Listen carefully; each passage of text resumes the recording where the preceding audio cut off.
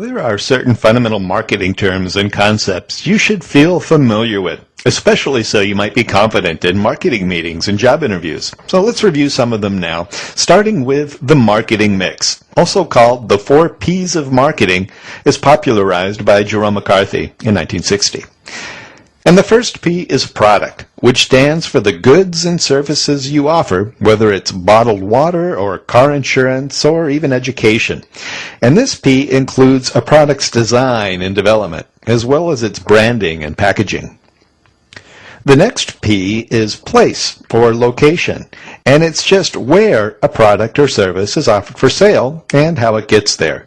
And this is how the product gets moved from the producer to the consumer. Thanks to interactive media, place is now actually everywhere. You can order pizzas and plane tickets, books, music, even college courses from wherever you are on the planet. And price determines at what charge a product or service is offered for sale to the customer. This establishes the level of a company's profit as it sells the product.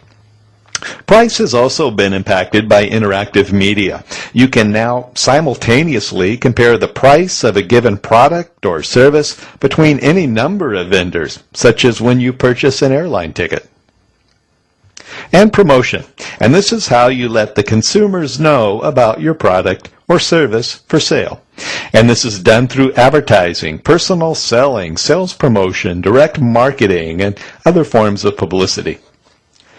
Now, we could readily say these 4 P's are old school marketing, deeply rooted in 20th century and earlier eras of thought.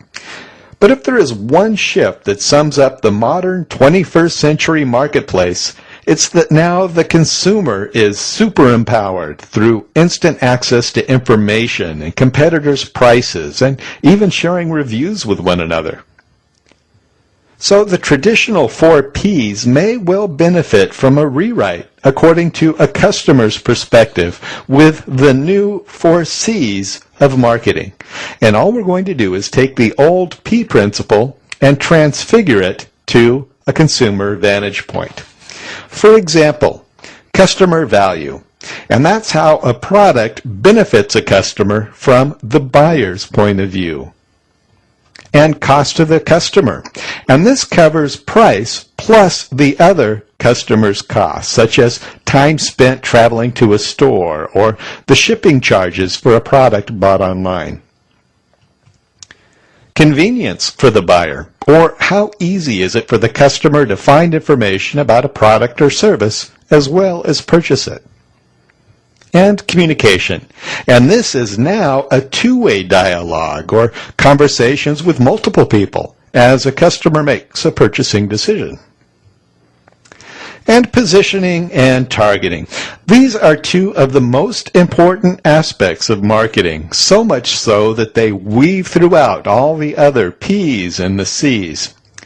And positioning is simply your differentiation from competitors, or how different are you from everybody else, as well as your value proposition, or just what value do you have to offer, and product dimensions. And that means just what all does your product do. And some sample positions may be, are you the newest or the best, the most convenient, the cheapest, the best value, the coolest, the most prestigious, or do you offer the most features? For example, how do you position yourself as a person? Are you smart, hardworking, skilled? Do you make the lives better for the people around you? Now that may be your position, for example, as you try to appeal to possible employers or even a potential mate.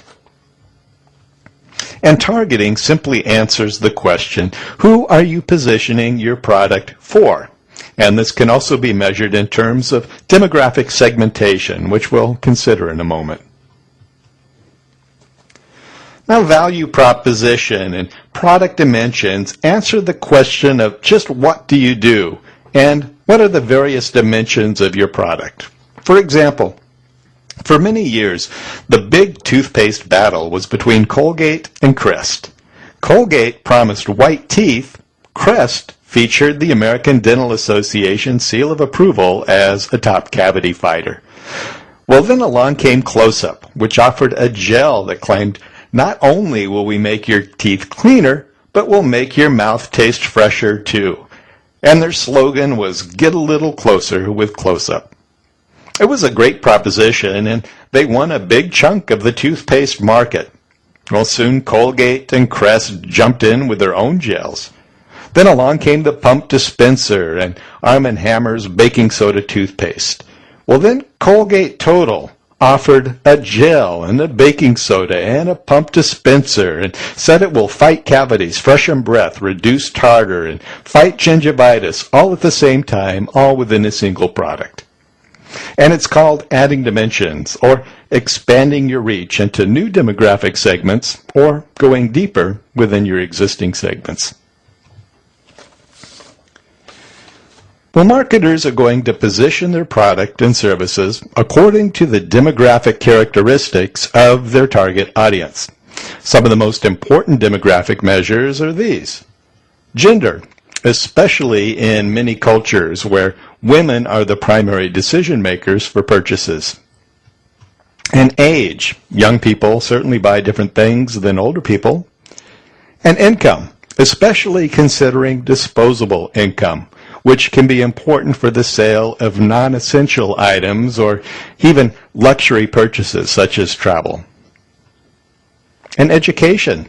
Now, asking how much someone makes may be a sensitive question, but not so much asking about their education, which most people will readily discuss and may give you some indicator of their earnings. And location. For example, people in tropical climates will not likely be buying many heavy winter jackets. And marital status. Married people have different spending patterns than single people, especially once they have babies. And culture. And this is a complex measure and could well be the topic of an entire course in itself. Now, each product dimension and each target segment requires a different marketing strategy. For example, in the 1990s, Coca-Cola came up with 35 different attributes or dimensions for its soft drink flagship product as part of an Always Coca-Cola campaign aimed at different market segments. And some of these product dimensions were, it's refreshing, it's sociable, trendy, reliable, cool, smart, it understands me, it has a bite and a distinctive taste, it's modern, it's funny, emotional, simple, large, friendly, consistent, and everywhere, always within reach, and so on, appealing to different target segments. And they developed ads for each of those dimensions, 35 in all, and ran them simultaneously. And it worked, increasing sales of Coca-Cola soft drink by 50% in just 5 years. Now, Philip Kotler, who's the dean of marketing textbooks, says that if you nail positioning and targeting, all the rest of your marketing campaign will fall into place. And I'd suggest if you just nail targeting, then even position will fall into place on its own. Let's say I segment my market to a target of 1, which is you. And if I know your happiest memory, if I know what scares you in the middle of the night, if I know what makes you feel safe and cherished, and if I can make you feel that no one in the world matters to me more than you do, well, then I might well win your loyalty, simply based on the position that I know what you need and I can meet it. And the moral of the story is know your audience, know your target, know your people first.